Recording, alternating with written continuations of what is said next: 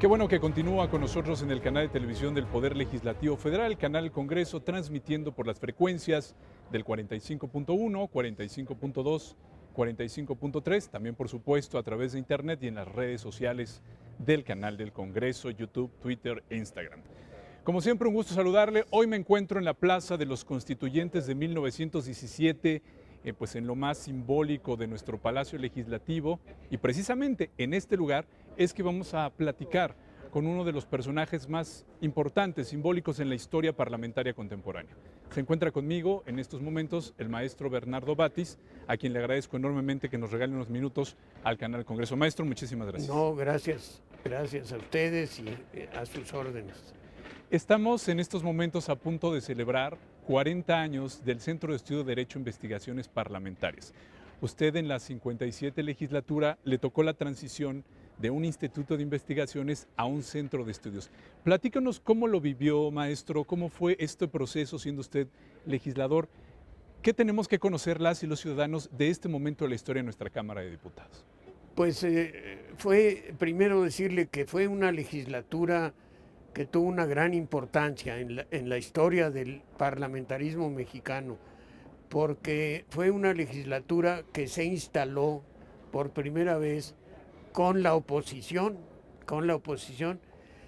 todos los partidos de oposición de diversos colores y tendencias, juntos tuvimos que convencer a los empleados de la Cámara. El oficial mayor no daba la orden porque llegamos a la convocatoria y nos tuvieron que prender la luz y abrir las puertas y ni un solo priista llegó, pero éramos mayoría y se instaló la Cámara.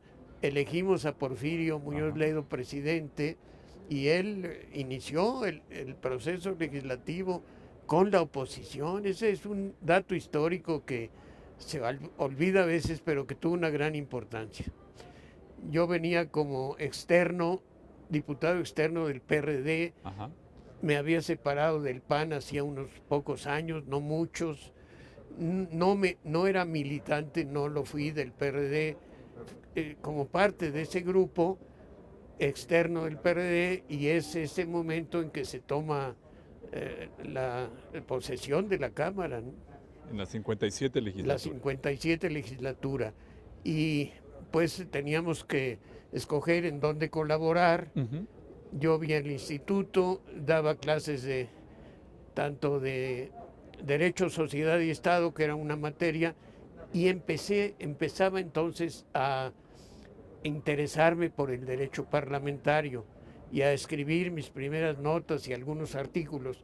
Y vi el instituto y nadie lo escogía. Y yo me inscribí para participar en él, y luego me eligieron pues el director del instituto.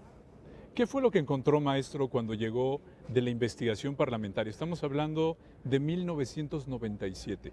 ¿Cuál era el estado de la investigación parlamentaria en un momento en que había pues, esta transición de un partido de mayoría a la pluralidad democrática? Evidentemente esto tuvo que modificar las prácticas parlamentarias de manera importante. Ustedes reformaron integralmente la ley orgánica, pero ¿cuál era el estatus de la investigación legislativa en esos momentos?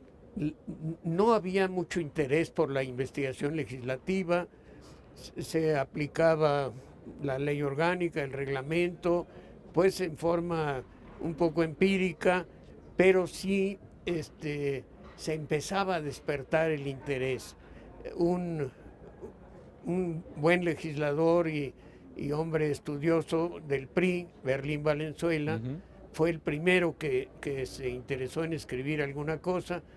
Luego yo escribí mi tesis de maestría sobre el derecho parlamentario, y eso dio lugar, esa tesis, a un libro que se llama Teoría del Derecho Parlamentario, donde hablo de los principios del derecho parlamentario, entre otros la libertad de los legisladores, la información, deben estar informados. La información la acaparaba el Ejecutivo. Así es. Aquí no había nada, teníamos nuestros cubículos. Aquí en Donceles todavía ni siquiera cubículos, Sí. un salón. Así es que me tocó, porque mi primera vez que fui diputado fue en Donceles, Ajá. diputado federal, era todavía la Cámara. Pues el diputado era casi un formalizador de lo que sucedía. Y aquí ya empezó a haber una vida parlamentaria mayor y también un interés por los temas. El instituto contaba con una plantilla de unas 15 personas, si no mal recuerdo.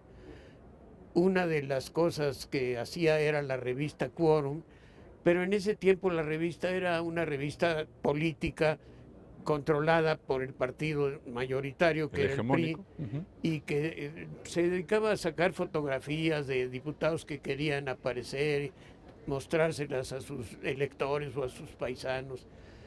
Y en el instituto, que no tenía un reglamento realmente, era uno de tantos organismos de la Cámara.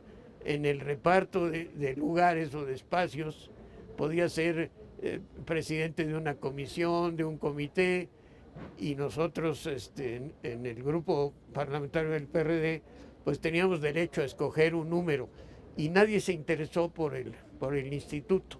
Y a mí me pareció muy interesante porque coincidía con lo que yo estaba ya estudiando y pedí que ser el encargado de ese instituto. ¿Cómo fue transformarlo de instituto a centro de estudios? ¿Cómo se le ocurrió esta idea? Bueno, la verdad es que ese cambio se da al final ya de la legislatura, pues por la inquietud de todos, de muchos, y la elaboración del reglamento o la modificación a la ley orgánica del Congreso para darle otro carácter, fue, en esa participamos varias personas, yo desde luego, pero también Pablo Gómez estuvo muy interesado en eso. Creador de la Gaceta Parlamentaria, Pablo Gómez. Pablo Gómez, creador de la Gaceta Parlamentaria, que es la herramienta de la legislación de todos los días. Ajá. Sí, así es. Pablo Gómez es un parlamentario nato. Ajá. Así es. Y él fue uno de los que estuvieron dentro de Estaba Santiago Krill también. Ahora diputado federal también. Ahora diputado otra vez, pero entonces era diputado. Y junto con él y con otros muchos, hasta el ferrocarril, aquel partido que ya no existe, todos creamos un bloque. Duró ese bloque el primer periodo de sesiones, luego se disolvió, ¿no? Maestro, ¿se vio usted influenciado por experiencias parlamentarias de otros países cuando pensó en derecho parlamentario? Es decir, en nuestro país, pues evidentemente usted encontró un escenario muy distinto al que se vivía, por ejemplo, en la Unión Americana, Estados Unidos, Norteamérica, Sí. en un país tan parlamentario como Inglaterra. ¿Tuvo usted influencia? ¿Leyó algo de estos sistemas? ¿Cómo Mire, fue el proceso? La verdad es que sí, me fui con motivo de mi tesis que fue sobre derecho parlamentario, de mi tesis de maestría. Leí autores españoles, teníamos el ejemplo de la Constitución española, Ajá, que sí, tenía por supuesto. pocos años, y hice una pequeña biblioteca que conservo de derecho parlamentario. Hicimos tres cosas importantes, creo yo. Una era el servicio a todos los a la Cámara de Diputados, a cualquier diputado que solicitaba datos, información, lo hacíamos. 3 cursos de derecho parlamentario, uno por año, de los 3 años de la legislatura, Sí. y la revista Quórum, que es de la que estoy muy orgulloso, muy orgulloso. Aquí escribieron de todos los partidos, personas muy destacadas, por ahí les dejé la lista de algunos de los más conocidos, y es esta, yo quiero Mostrarla aquí en la cámara la puede tomar. es uno de los 18 números, porque sacábamos uno por bimestre. Ajá. Con artículos de fondo. Sí. Se acabó la revista Quórum como revista social De o fotografía. política interesante Sí. a veces, pero realmente otra cosa. Hicimos una revista que sirviera, que abriera caminos al estudio del derecho parlamentario. con esta otra característica, poníamos en la portada una obra de algún artista gráfico mexicano. Maravilloso. Esta es de Jesús de Fonseca, Ajá. Jesús Fonseca, que era colaborador y diseñador de la revista. Este es el Quijote, y él escribe aquí también en este número, porque era un hombre inquieto que colaboraba en el instituto. Colaboraban personas que ahora han ocupado cargos. Irma Heréndira Sandoval era la que me auxiliaba directamente con, con la revisión, la recopilación de los artículos, hablar con los autores. Fue un momento, creo que muy importante. Se le dio un sesgo que luego se desemboca en estos nuevos 3 institutos o centros de estudio. Centros de estudio. Deja de ser un instituto, se vuelven centros de estudio. Tienen mucha cercanía con la biblioteca, que tiene una tradición también muy importante. La Biblioteca del Congreso es una riqueza, una institución, pero estaba también muy olvidada. Empezamos también a darle vida. Pues esa es la historia a grandes rasgos, ¿no? Maestro, ¿cómo ve el pulso del derecho parlamentario a estos años de distancia, 40 años de distancia? Hemos visto que el acuerdo parlamentario muchas veces está sobre el reglamento de la Cámara, está sobre la ley orgánica, y vemos un derecho muy dinámico que cambia muy rápido y conforme a las necesidades de la conformación política. Sí, quizá lo que veo más es que ha habido un proceso en el que los actores del proceso parlamentario, que debieran ser los legisladores, los parlamentarios, van dejando espacio a los grupos parlamentarios. Es un cambio muy importante. No es novedoso porque digamos, en la historia de nuestro derecho parlamentario nunca ha habido o ha habido intermitentemente una independencia del poder legislativo. Casi siempre ha estado sujeto al Ejecutivo, y esa tendencia sigue presente. Yo creo que ahora, sin necesidad de tener esa dependencia, se busca instintivamente, no digo que conscientemente. Sí. Y yo creo que la tendencia del derecho parlamentario debe ser a que el protagonista sea el representante de la nación, que es el legislador.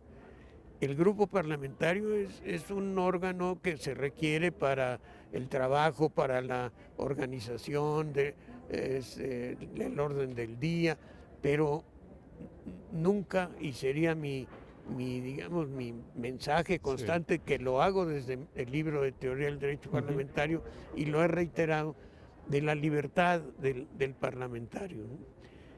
Que vote siempre en conciencia, que hable de acuerdo con su convicción, y yo creo que eso es lo que va abriendo camino. Ha habido ya más obras, no había ninguna materia de derecho parlamentario, había derecho procesal, derecho administrativo desde fiscal, hace mucho penal, tiempo, penal, pero no derecho parlamentario. Se veía en el constitucional como un pequeño capítulo en los programas, y fue tomando fuerza, y ahora hay universidades que se ocupan del derecho parlamentario. Yo, pues, desde que dejé ya la vida parlamentaria y me tocaron otras aventuras políticas como las que recientemente lo vimos, maestro. Ahí hemos andado. Entonces, no estoy tan cerca, pero sí me doy cuenta que ya en muchas escuelas hay la clase de derecho parlamentario. Algunos autores jóvenes han estado ya escribiendo sobre derecho parlamentario, y eso me da mucho gusto. Aprovechando que está con nosotros, maestro Batis, usted también en la 57 legislatura le toca la creación de este canal de televisión donde estamos platicando, del canal del Congreso. ¿Cuál es la aportación que ve usted, esta decisión que también le tocó tomar de votar, crear un canal del Congreso en la ley orgánica? ¿Cuál es la aportación que ve usted que ha tenido un medio de comunicación del Poder Legislativo? Yo creo que el canal del Congreso era indispensable.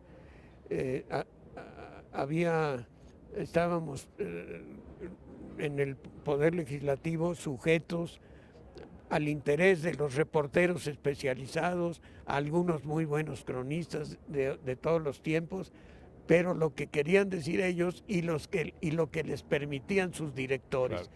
Y el canal del Congreso es otra cosa, lo puede ver el que quiera. Bueno, en el desafuero del actual presidente yo creo que es la vez que más público, más televidentes han estado atentos, y cuando hay alguna cosa importante tiene su público, su auditorio numeroso. Yo creo que fue una de las muy importantes decisiones también. Entonces hubieron cambios, se dieron muchos cambios, porque hubo ya juego parlamentario, no era el bloque nada más. Sí funcionaba a veces, pero había un contrapeso interno.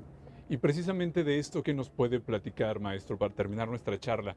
Hemos visto o hemos sido testigos en la vida del Canal Congreso de un Congreso con mayoría, luego con pues equilibrio de fuerzas, nuevamente con mayoría, y otra vez volvemos a ver que se acomodan las fuerzas. Este movimiento político, ¿cómo lo observa ustedes? ¿Es un termómetro de la democracia? ¿Cómo lo observa el maestro Batis? Mire, yo creo que diría yo que es un termómetro, sin duda. Nos sirve para saber cómo van las cosas, pero también nos debiera ser una advertencia, ¿no? Una advertencia. Yo reiteraría que las votaciones y los debates en el Congreso no deben parecerse cada vez más, o a veces se acercan mucho y a veces se alejan, a una especie de asamblea de accionistas, ¿no? Donde cada coordinador dice: yo tengo 100 acciones o 100 integrantes de mi grupo parlamentario, pues yo nomás 50, yo 20, y negocian. Eso debe ir evolucionando hacia el debate, donde las ideas y los argumentos y las razones y la buena fe. Tena Ramírez dice que la buena fe y la cortesía parlamentaria debieran ser la regla de la vida parlamentaria. También entrar a eso. Entiendo la importancia de la agrupación, es mundial, ¿no? En todos los parlamentos del mundo se agrupan por tendencias, por colores, a veces por dirigencias personales y principalmente por partidos. Está bien, pero que no sea lo fundamental. Que lo fundamental, diría yo, sería mi conclusión, lo fundamental debe ser que en el Parlamento se debe hablar con razones y escuchar las razones. Escuchar las razones. Alzar cartelitos, a veces es necesario insultarse, bajar el debate a niveles. Eso yo creo que debe ir quedando atrás y hacer del Parlamento realmente la representación nacional. Cada legislador, especialmente en la Cámara de Diputados, representa a la nación, no a su partido, no a su gobernador, no a su líder local del Parlamento, sino a la nación. Y así deben, con fidelidad a sus principios y a lo que ofrecieron en campaña, pero con toda libertad, que nunca renuncien a su libertad. Maestro Batis, no resta más que agradecerle que haya venido al Palacio Legislativo de San Lázaro, la que fue su casa como parlamentario muchas veces, y que regrese en este momento tan representativo de 40 años de la investigación parlamentaria. Muchísimas gracias por esta entrevista. Gracias a ustedes. Muchas gracias. Y como siempre, muchas gracias a usted que nos está sintonizando por las 3 frecuencias del Canal Congreso, 45.1, 45.2 y 45.3, por supuesto en las redes sociales y en www.canaldelcongreso.gov.mx. Continúe con nosotros en el Parlamento Abierto a las y los ciudadanos. Hasta muy pronto.